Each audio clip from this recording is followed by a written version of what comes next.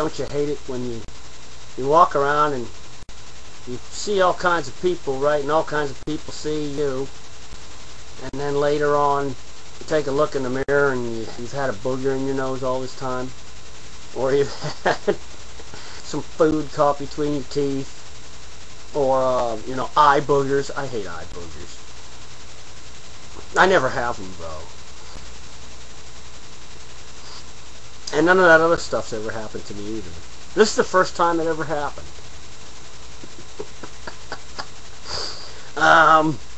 Yeah, so, a presidential pep talk and perhaps a little arm twisting as crunch time approaches for the Senate's health care reform bill at the White House. We're waiting for the Senate Democrats to come out after their meeting. This was a chance for the president to impress on them the importance of finding a way to unify around a bill.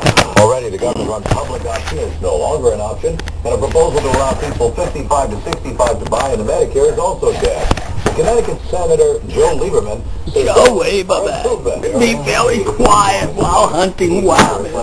About a year ago, when Obama had just been elected and he was president-elect, he started speaking to people every day with his own special homemade little sign, and he had his little pulpit that said, "Office of the President-elect."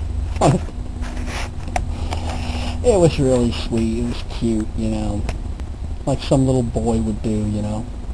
I was watching book TV on C-SPAN around that time because I generally just don't have a life. And, well, it's an interesting show, okay? I mean, some people write some very good books that, you know, it sounds real good. It's real interesting to hear them give a lecture on their book. I don't know if I'd want to take the time to read their book because I do quite a bit of reading as it is. So this book, I forget what it was called, but it was about how to start a green jobs economy, and it was written by a sharp young man by the name of Van Jones.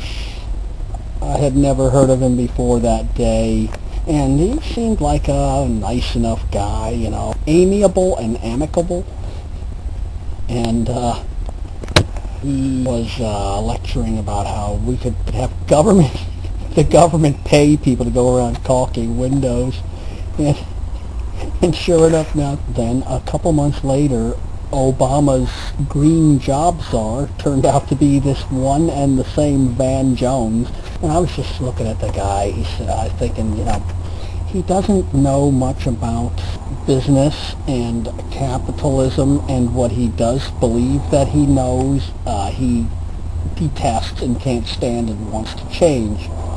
And lo and behold, a couple of months later, he ends up being the job czar. That freaked me out because I'd already heard about him in his book.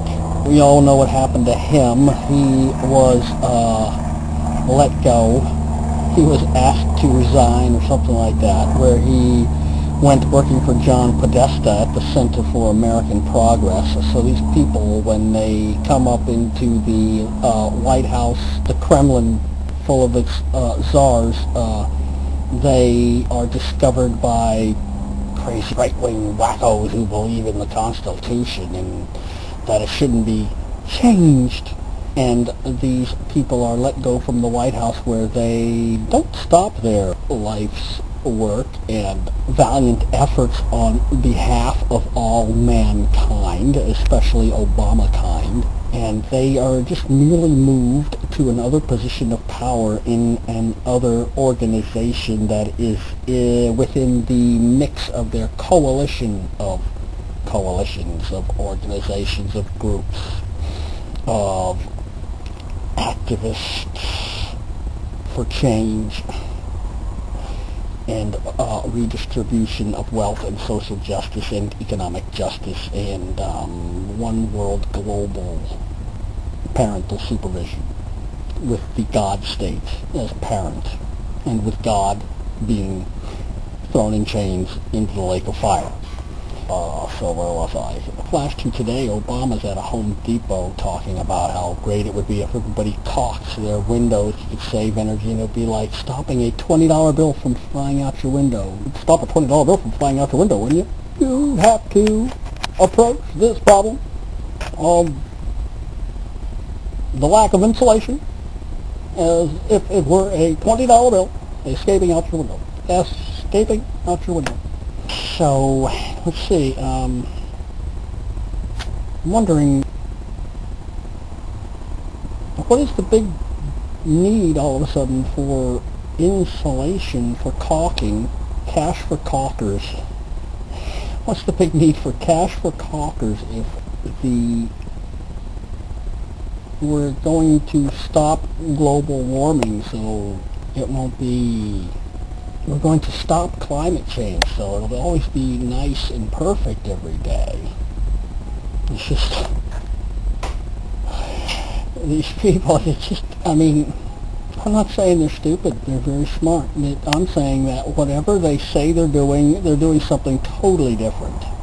Okay, they're liars. And the only thing about lying is that it is virtually impossible to keep your story straight. Of course, these people don't really have to keep their story straight because they have the media. If the media can't cover up their lies, then they simply don't report them, and simply don't report on anybody who does. Like Obama says, if you're not one of the group, you're going to be marginalized. You're going to be standing alone outside in the dark, you know, with no friends, and you won't be one of the cool kids that's allowed into the White House party. Rush Limbaugh says Monday, November 2309, global warming is a problem that they say can't be fixed. So if we can't fix it, how did we cause it? What was I going to say? I don't know, I reckon I'll say it later. Yeah, I know. I was welding that day.